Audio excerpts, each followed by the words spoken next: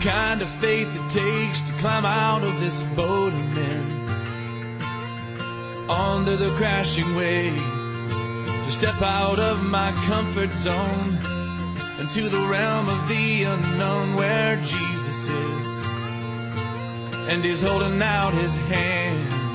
But the waves are calling out my name and they laugh at me, reminding me of all the times I tried before.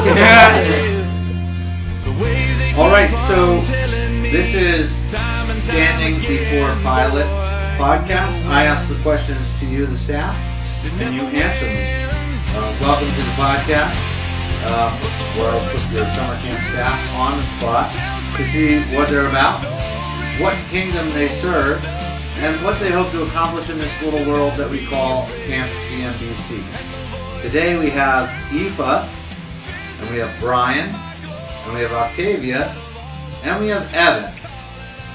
4 people, and I don't think I'm ready for this tonight. Neither are we, Matt. That's right. Last night I started off with an epic fail by thinking that Eli and Ethan knew each other, and that was wrong. So we had a good laugh. Then I talked about how I started our conversation on his interview that I told him to maybe read the Bible a little bit more and call me back in a month or so to see how things were going to go. So who knows what's going to come up from your conversations, from your applications and your interviews, or your past. Everything is fair game. That's a lot of All stuff. All of you have been to the camp or worked at the camp. Bryan, you're the only one that hasn't worked here before this summer. No, I have not worked at PMBC Okay. before this summer. So I do want to pick on you first, because it's really important Sure. to make sure that I include new people, right? That's been part of our culture this week. That hit has being one in a group. Yeah. So when you're thinking about PMBC, you're looking back on the past as a camper, you're looking back at past experiences that were valuable to you as a child, and now you have parents looking at you and saying, what value are you going to add to the camp that's going to honestly change my child's life for the better? So if I were to ask you as a parent, Bryan, how are you going to change my child's life for the better? What would you say to me? That's a tough question, Matt.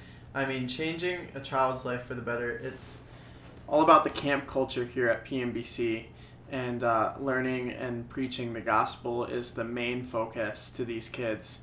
The reason I'm back here is because of the amazing staff when I was here, leaving an impact on my life. And I always remember memories with them, and that's why I'm back here. And my hope is to create memories, whether it be night games or tab services or rec hall, with these kids and impact these kids' lives so that they want to come back and maybe serve one day.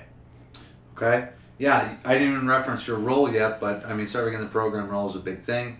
You also, for the first time ever at Camp PMBC, we have dual even level program directors. Bryan, who's the best program director of your team?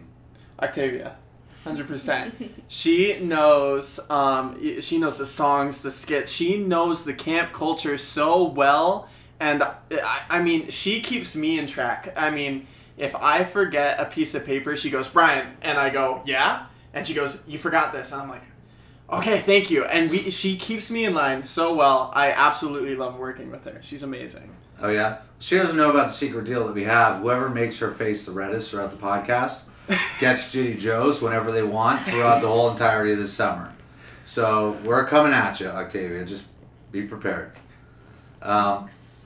Now, would you agree with Bryan that you are the best program director on the program team? No, I think we are the best, both of us together. I think we both bring different things to the table. Yeah. Bryan is new coming back because he was a camper, Yeah. so I know more of like the games and the songs, but he is very much logistical and good at organizing things, and I think we work very well together. Okay, now I have a hypothetical for you. If I were to give you 2 ferrets to help you in your program duties, what would you name them? What would we name them? There's a lot of names. Am I supposed to actually answer this? Am I supposed to? Yeah, I think you guys probably should. I'm think of two thinking names. maybe. I'd name mine Wilma. I think I would name them Lucas and Miles. Oh. That sounds bad. They sound like they could be brothers. Yeah. Names. They could be brothers. Those names go together. I bet they're really quiet people, like to stay to themselves. You Yeah. know? But amazing help. That feels right. I don't know. Yeah. Okay. We'll jump off you guys for a second. I know that's a hard question and it really challenged your brains there. It apparently broke Bryan. He's like, well, I don't know. Well, I guess well. I wasn't trying to refer to anyone as ferrets. I know. Ferrets are awesome. I remember They are. first time that I ever interacted with ferrets. I think it was the movie Beastmaster. And Beastmaster had control of like hawks and lions and all kind of things. But his most trusty little cronies, I would say, because they're more like cronies, right? They're not like friends. They're not companions. They were the ferrets, and they got him out of like a lot of pinches. I grew up with a lot of weird 80s movies, and I remember them all. Conan the Barbarian was one. Okay? It'd be nice if he found suits and like proper full body apparel, but he never did. Evan, you are into the arts and theater and music and movies, and yet you've chosen to take up the role of head cook. Can you explain to me how your diverse personality plays out into all these things and what you hope God does through that at camp this summer? Well, man, I really liked how you just, drew together all those aspects, like theater and music and drama and art, and a lot of that is just service to other people. It's entertainment and hospitality, and one of the biggest things that I want to strive to do here at camp is to create a welcoming environment that will just be a place where the kids can relax, where they don't have to worry about, like, oh, what's my next meal going to be like, because they know it's going to be good. We're going to serve good, nutritious food, and we are going to do it with proper service, with a smile on our faces. We are going to be warm and welcoming, and, dinner and a show is classic combination. So I truly think that proper service is a whole experience. It's not just theater, it's an act of service. It is. Now, I have a question, because you're leading staff, and it's a kind of different role. Mm-hmm. Kitchen culture is its own thing. It is. And when you're in the kitchen together, there's a lot of conversation. So if you could magically, right, or God gives you the power to just make it happen, for sure, 100%, going to be accomplished, what is one thing that you want to develop in your team that they exhibit toward the campers to impact the campers through their service? Well, one of the big things that I would like to stress to my staff that would have an impact on campers in that way is in the vein of hospitality, just the ability to cooperate with people and to get along. Because in a kitchen, there's a lot of moving parts. People are bumping into each other constantly. There's a lot of things that can go wrong, a lot of mistakes that can be made. And we need to realize that, in our day-to-day activities like that we just can't stop. We can't hold grudges. We need to learn to forgive and just keep moving past those things. Yeah. All it takes is one day with overcooked crispy bacon, and it's just a bad day for everybody. It's a bad day for everyone. Yeah. Nothing smells of a dining hall like burnt bacon. That's right. Right? All right, so Aoife, you've got the three stooges on the couch here. All right, and ultimately you are responsible for all three of them. You are in the staff coordinator role, and not only do you have interaction with campers, but you have interaction with all of the staff, and ultimately you're responsible for their social, emotional, psychological, mental, and any other well-being that we can come up with, just to follow up with them and encourage them. When you thought about coming back for this role this summer, what is one thing that you really want to accomplish for the mission that will flow down through the staff and then ultimately flow down into the campers by their example? Yeah, that's a great question. I think the biggest thing is just how to set a example for a life in pursuit of Christ. I think that's something that leadership as a whole strives to do for the staff, so then that staff is able to set an example of living a godly life for the campers. So I think my hope for the summer is to just be able to press into the Lord and rely on Him, because that was a big long list of O's that you mentioned that I'm responsible for, and ultimately that's only going to be God's work in their lives. But yeah, the hope is by relying on the Lord and as He grows me in my spiritual life, that I'll be able to be an example to the rest of the staff, that the staff would then turn around and be an example for the campers in what it looks like to follow Christ. Okay, now that was like a sobering part of the role. That's very important. But what is one thing that just gives you, I don't know, that I almost feel like a camper again, giddy joy at camp? Like, what part of your schedule is, wow, I feel like a camper again. This is just the freeing part of camp that I love so much.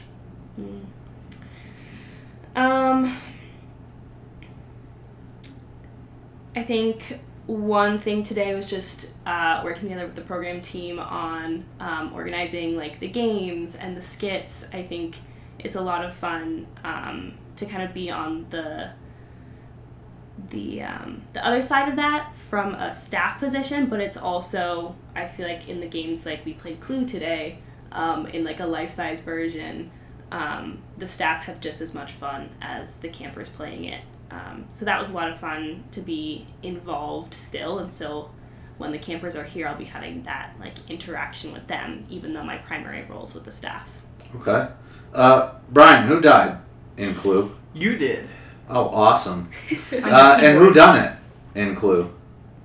It was the Two sisters. It was the sisters. little and big sister from the Lighthouse Skit. From the Lighthouse Skit. The little and the big sister from the Lighthouse Skit. I knew I couldn't Do you trust want to know the murder weapon? Probably poisoned iced coffee. Swiss That would cheese. Swiss cheese. Okay, well, I mean, that would do it. You were killed I on the mean, playground. the only thing worse than Swiss cheese would be like Gruyere, because it's French. Gruyere is also Swiss. Is it? Yes, Am I wrong about that? maybe. So what is French? Brie? Brie's French. Yeah. Well, that proves my point. I think that just solidifies it, so, I mean, yeah. I may be mistaken. Don't quote me on that. You may be mistaken. I may be. You're the chef. You've got to know the Gruyere from the Brie.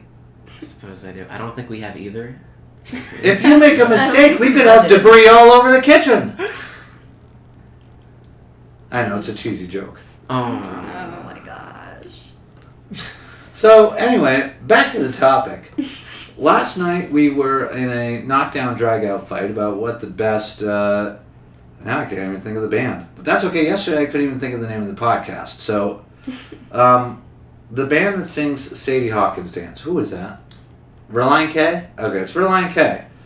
Yeah. We were fighting over what Dale's gonna their watch this favorite movie. Reliant K song was. And it doesn't sound like that's really going to fly with you because you don't even know who they I are. only know one song by Reliant K. And which one is it? Be My Escape. Okay. I did listen to that one. I was going to use that for the podcast. But if you had a song that you felt encompassed Training Week, or even just encompassed this podcast, what would you want to lead into this podcast with by way of song? I'm going to ask you first, Octavia. The one that I've been listening to a lot lately is A Love That Remains, which is on one of our playlists for the summer songs.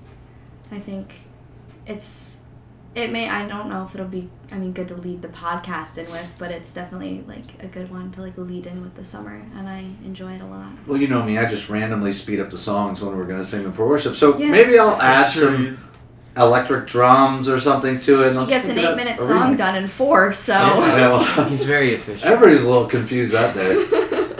How about you, Evan? The song I would choose for this training week? Oh, I can't think of the name of it off the top of my head. I'll have it in just a moment.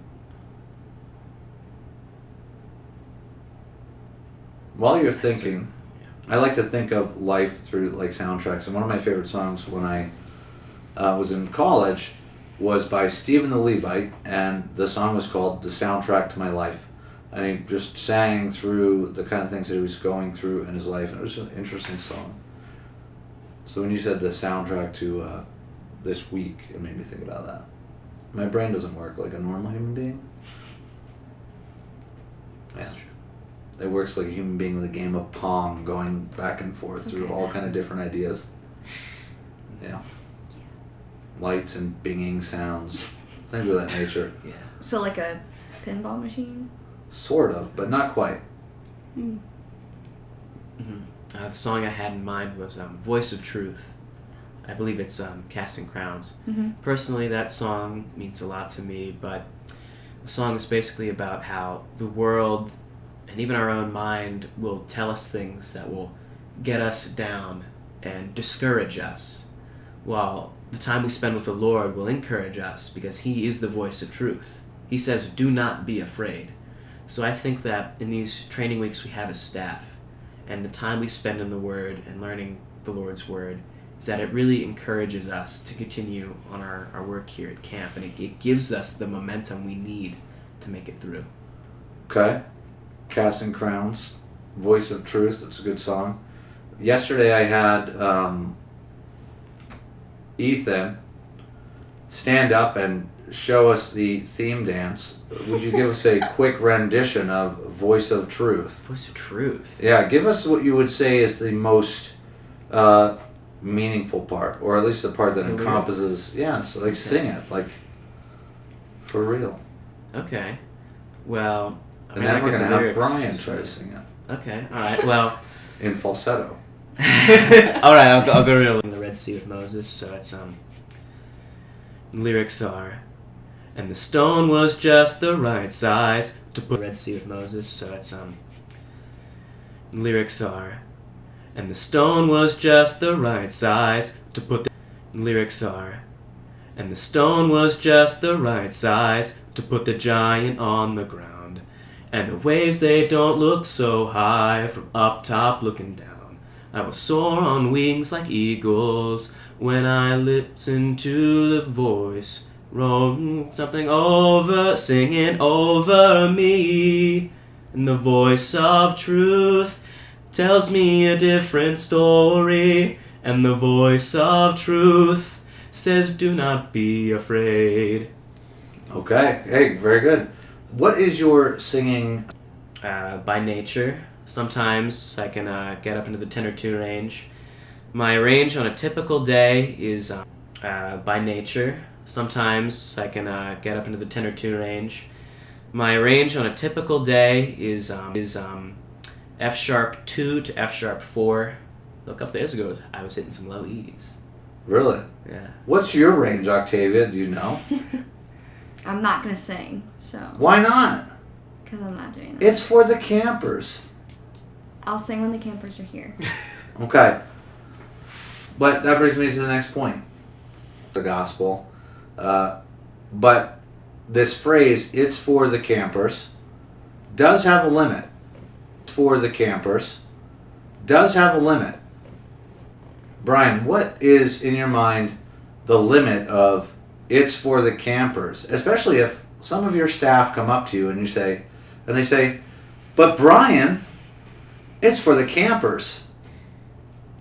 Ultimately, we are here to serve God and preach the gospel. So when campers want certain games over and over and again, instead of maybe wanting to do Bible mem verses or something, staff goes, the campers want it. The main point here is to preach the gospel, like I said, and to serve them and to serve God. And Aoife, do you plan to fail this summer?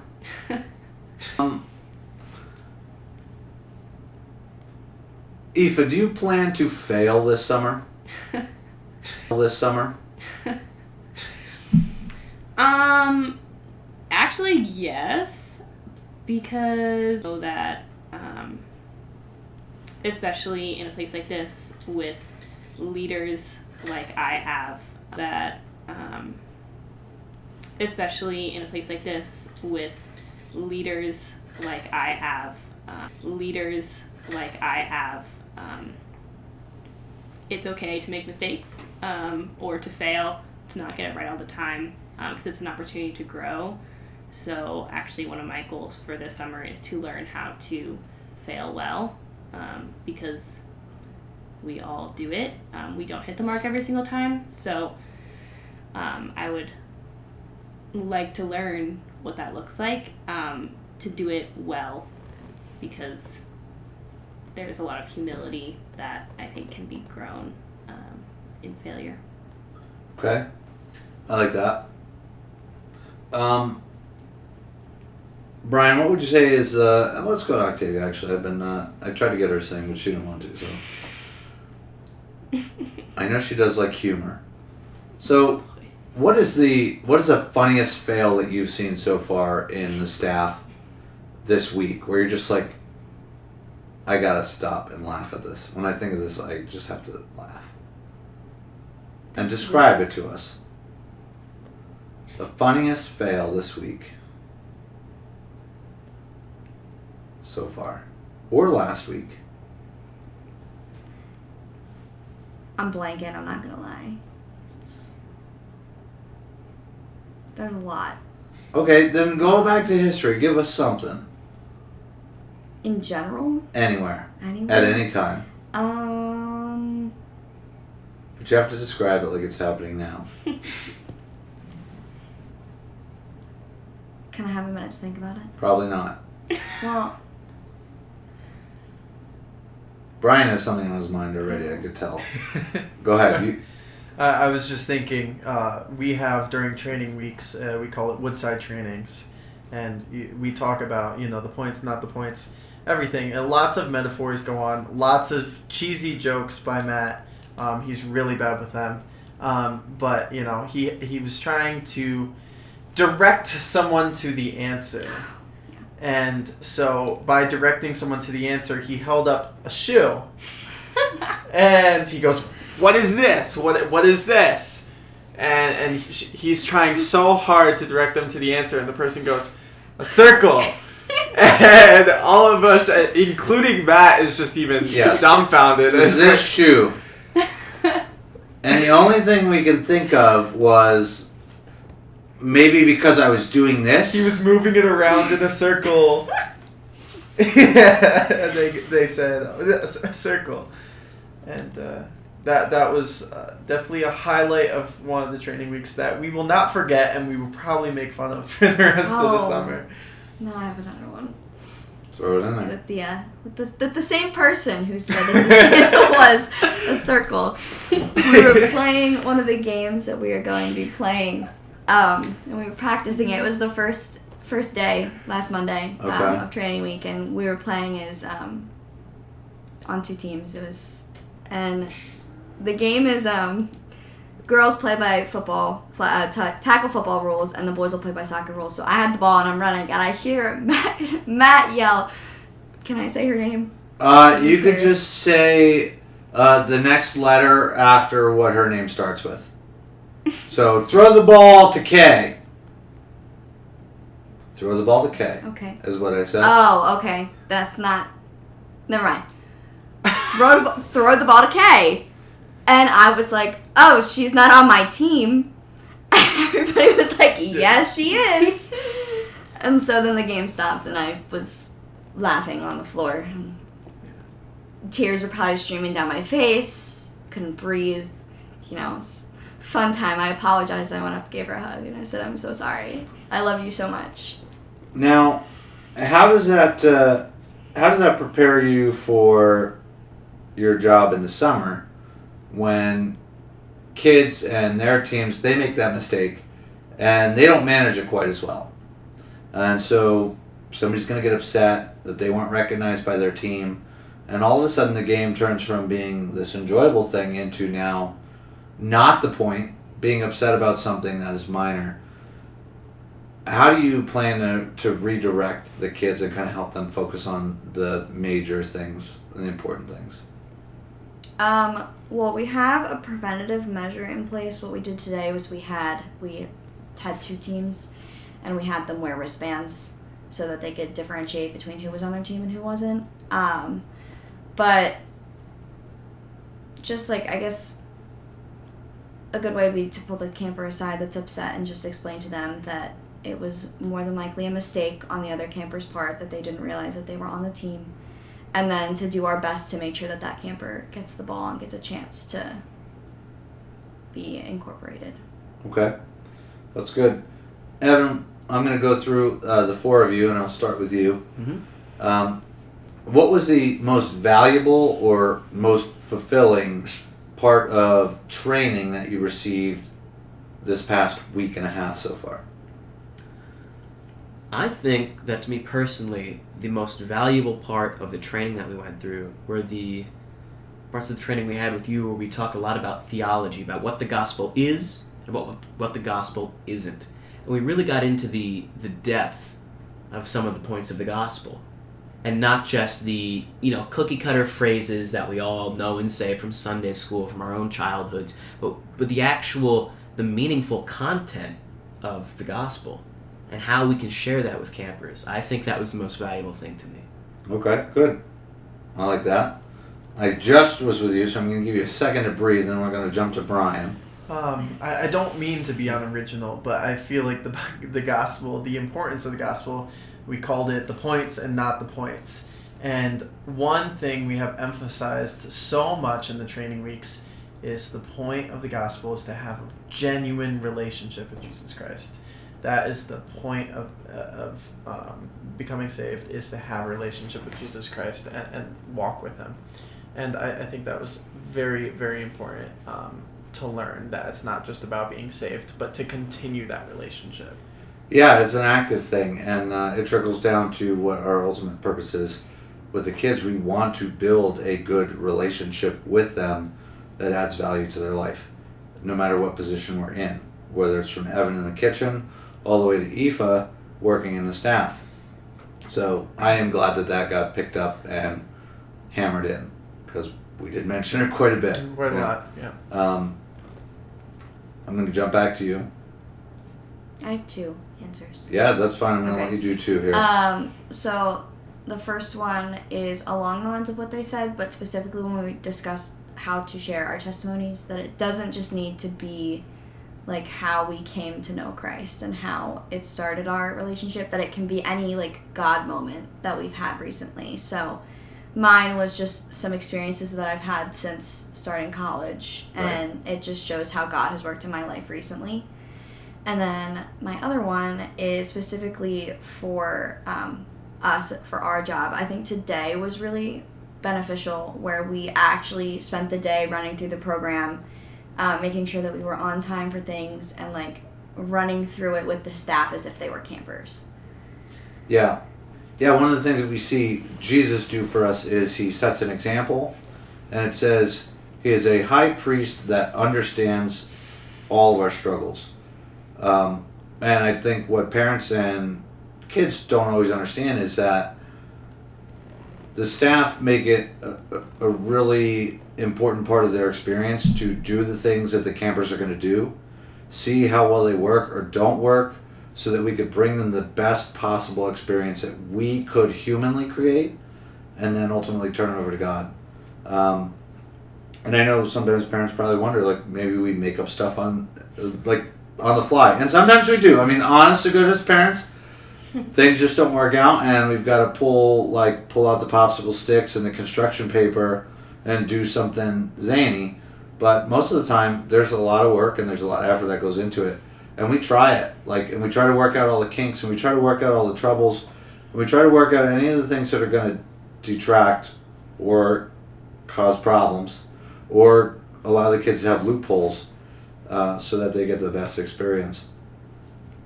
You're up, Aoife. I think the most beneficial part of training for me was a topic we covered today. We talked a lot about just like more difficult situations that we might have to deal with, especially as counselors, like topics that might come up in the cabins that are more difficult to handle, like what do we do when a heavily politicized topic comes up, or what do we do when a like cultural hot topic comes up. So we talked about like issues of abortion and sexuality, and I think it was a really helpful training because we learned a lot about how to just come back to the gospel and not get stuck in the things that aren't really the point, because our goal is ultimately to show the campers Christ, and I think sometimes we can get bogged down in the things that distract from that, which, you know, is not to say that those issues aren't important, that we shouldn't be talking about them, but in our role as camp staff members, ultimately we want to point the campers to Christ, and how can we do that well and tie it all back to the gospel. So that was a really helpful training. Yeah, and ultimately that's out of respect to the parents too, because there is a place and a time for those kind of conversations. They will come up here. They are a part of real life.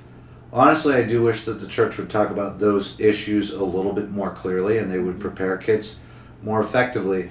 But that is not our role as the camp. Our mission is the gospel, and we want to stick to our mission. And it makes me think of that principle of seek ye first the kingdom of God, and all these other things will be added to you. And basically it means if you seek the kingdom of God first, all these secondary and tertiary issues will fall in place, because Jesus is the key to everything else making sense and staying in place the way that it needs to be. And so we try to do that with the gospel here and not get caught up in all the dynamic conversations that can divide a cabin or even divide friends here at camp. If you had one thing that you were going to say that you feel a parent would need to know why camp is valuable for their child, specifically PMBC in this case, but I mean all camps are good. If you can't go to PMBC and you can find another camp that honors the Lord, go there, right? That's our goal, is that you go somewhere that you're going to have that relationship. But we'll focus on PMBC because we're here and God called us here this summer. So one thing that you would say really a parent should have on their mind, like this makes it meaningful to send your child to PMBC. Is that for anyone? We're going to go in reverse order. So Okay. you're going to start.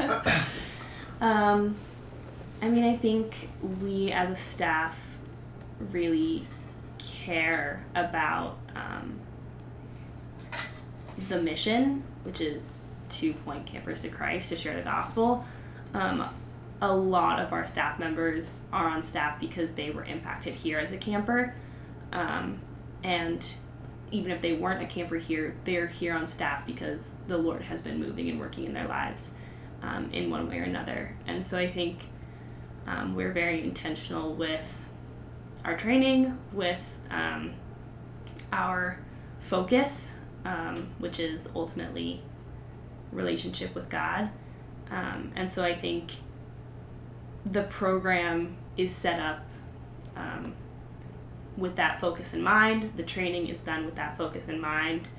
And so, you know, we really value not just like having that as our mission statement, but living it out. And so that's, you know, the heart behind a camp, and the mission is, from my experience, lived out in the staff members in leading the campers. Okay. Daily, real experience of what it means to have that relationship and see it in action. Okay, that's great. I think coming into PMBC, it puts you into a loving, Christ-centered culture. especially when you have social media with so many things. It's not all focused on Christ anymore, and when you get back into this type of community, it can help campers kind of realign or reconnect with their faith that maybe they strayed further away because they're not just surrounded by it enough, and this environment kind of keeps them try to put on the right path. So I like that. The loving and Christ-centered culture that we have here is just very healthy for people. Yeah, even if we're just something to deflect their trajectory from where it was going back toward the Lord. It's not a one-all solution, and it doesn't fix everything. But it's that principle of if you train up a child in the way they should go, they will not veer from it when they get older. It doesn't mean everybody is going to have success, but you have a better chance of success with a better environment. So that's great. Our staff has genuine relationships with Christ, and we want that for all the campers. We want to see that. We want to plant the seeds for those kids. And as someone who was a counselor previously, I love to love on the kids, to just show them Christ's love in the way that I treat them, and even when I would have to discipline them, it was doing it in a way so that they could continue to have a fun camping experience while still hearing the gospel and seeing Christ's love shown to them by their counselor and just how the other staff interacts with each other. Yeah, and it's hard because camp is just like everywhere else. It is real life, and so we have moments that are not perfect. We have campers doing strange things that we would never expect. Or we talked as a group last night about that, and we just reflected on some of our experiences that we have. It is a crazy place, and there's a lot of stuff that makes you scratch your head and say, is this reality? And you get your kids who have a troubled past, and yesterday Eli had mentioned that 8-year-olds come up and they share these stories that are heavy, and it's more than the struggles that you have in your life, and it hits you, and you need to love on those kids. And then you've got the zany kid who jokes about everything, and you don't know if he's getting a word that you're saying, but you pour into those kids and you find out what they received or didn't receive on the end of the week.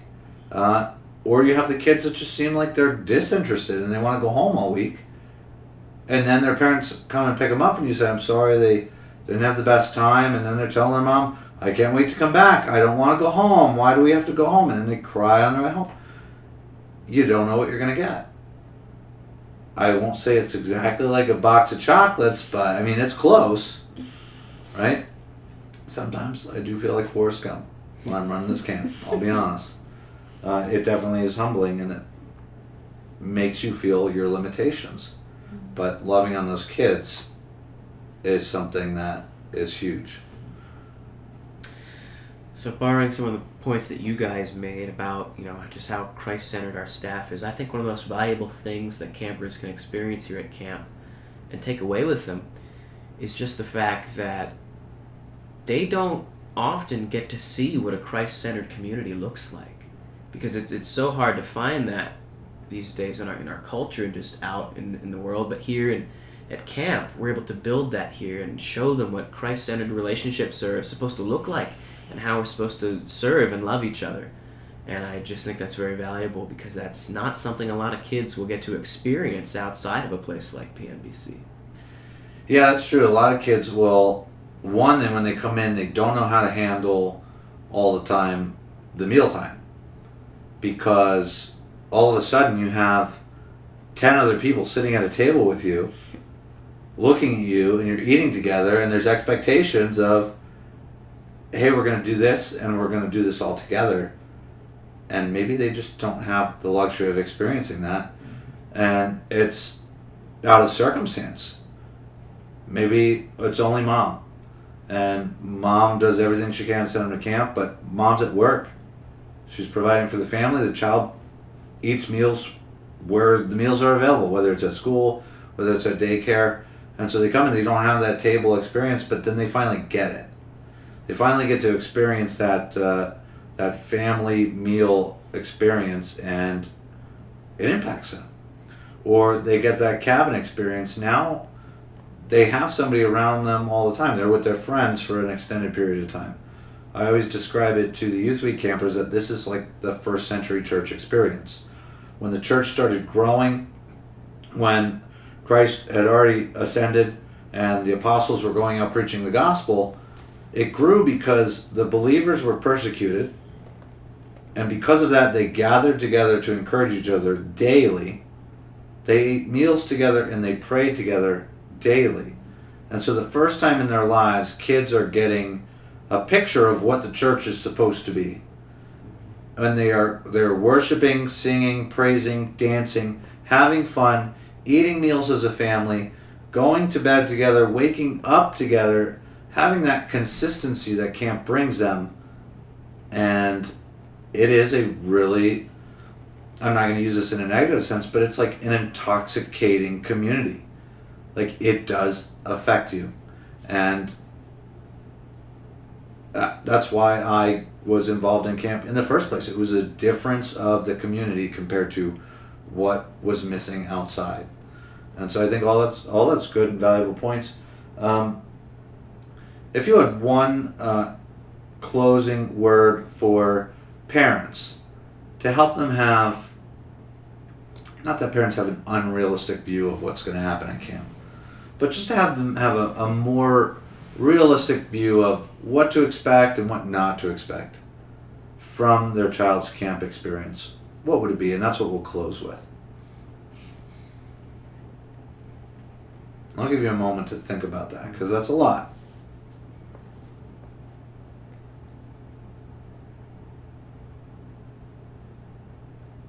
I'll say my first experience when I came on as a counselor, I expected every child to be taught about the gospel by the teachers, and then that I would be able to have those conversations, and all the children by the end of the week would accept the gospel. And I was disappointed, because that's just not possible. They're human beings with their own will, and you can't force them. And but I think sometimes parents might expect that, and it just might not be the case that Johnny or Julie accept the Lord this summer, but they will learn more about Him, and it's a long-term investment. That's kind of what I would probably throw out there, and I probably took some of yours, so too bad on that. Does anybody have one ready? I can go. Yeah, I was going to say something a little bit along those lines, but I think the realistic expectation is that we will love the campers, we will point them to Christ, we will preach the gospel to them, and they will learn a lot about the Lord. And we also really make an effort that the campers will have fun and have a good time.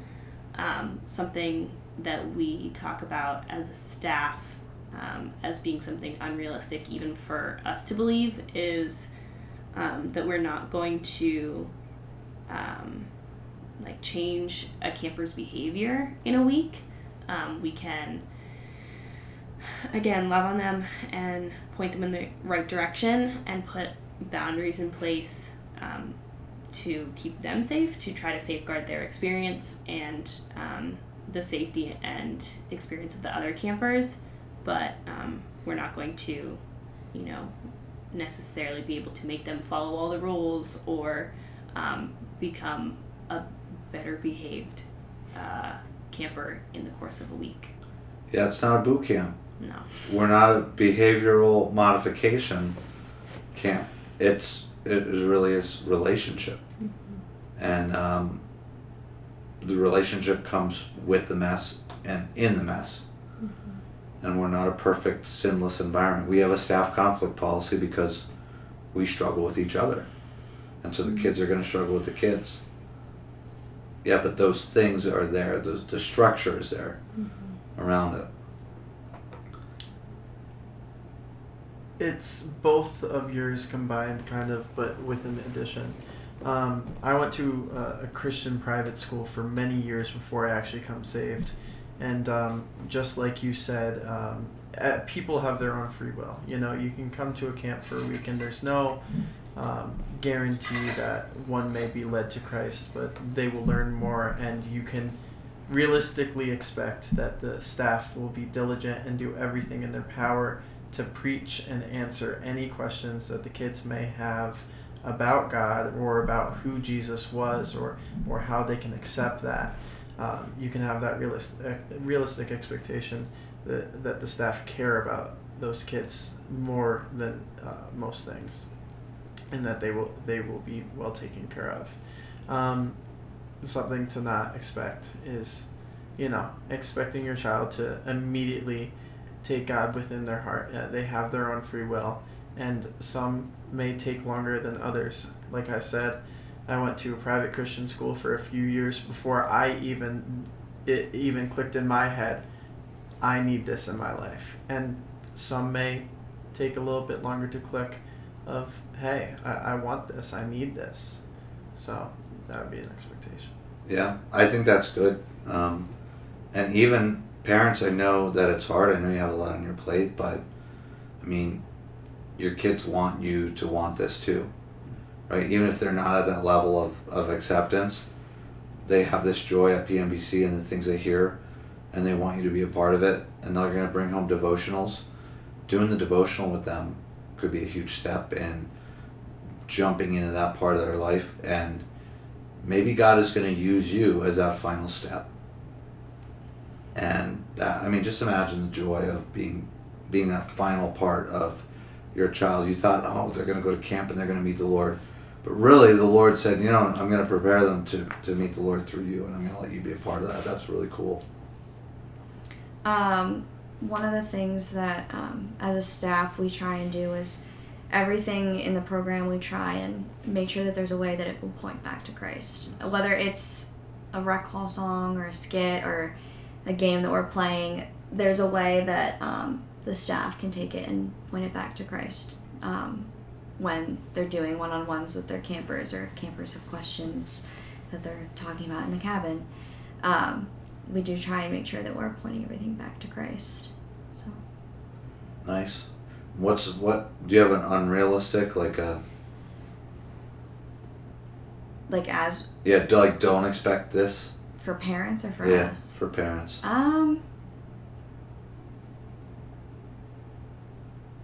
I mean, it's along the same lines. Just don't expect every camper. For us, don't expect every camper that comes through to get saved in the week that they're here.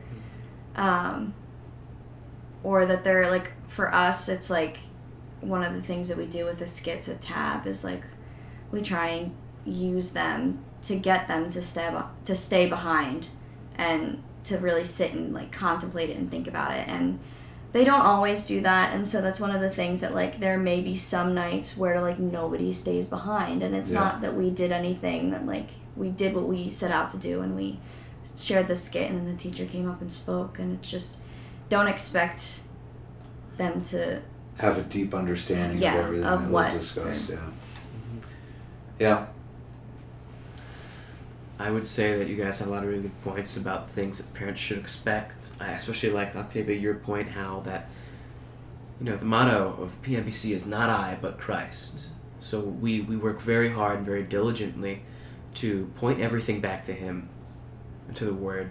So all of our activities are very focused on, they always have some biblical root to them. And I think it's very valuable. And that's definitely something that every camper will experience. But also, like all of you guys were saying, that you can't expect everyone to have this major conversion moment. At PMBC, all we are just sowers of seed. We plant the seed. We share the gospel. It's a part of everything we do. and seed lands where it falls. It may take time to take root, may not take root at all, but that's what we're here to do. So, speaking in parables, that's my language there. I'm going to say this is a drastically different type of podcast today than it was yesterday. It was a different group of staff. Counselors are a different breed, right? They just deal with different things. And they have to be a little bit more flexible, but I'm really appreciating the depth and focus on the important background things of your position as leadership. And so parents, if you don't know, this is our core leadership team, minus my wife, who is sleeping like a sane person. And I am keeping them up late. It is after midnight for anybody wondering. It's currently 12. First of all, we're not supposed to reference time. Now I'm going to have to cut that. As if you wouldn't be up They already. can see out the window. You don't know. Maybe I paint my windows black because it makes me feel happy. guys, clearly it's 3:30. Yeah, honestly. It's always 3:30. But usually it's 7:15. Yeah. 7:15. I appreciate you guys taking the time to be here on the podcast. I know maybe it's not your thing, but you stepped up and you dealt with it. And now I've got 7 people. And I think I have, how many? 33. I'm going to have to go to 2 a day. I don't know if I can handle that. Hopefully I don't fall asleep at my desk tonight. And maybe this will be processed by sometime before camp ends in August. Get out of my office. We've been wanting Please to. keep that in the podcast. yeah. Can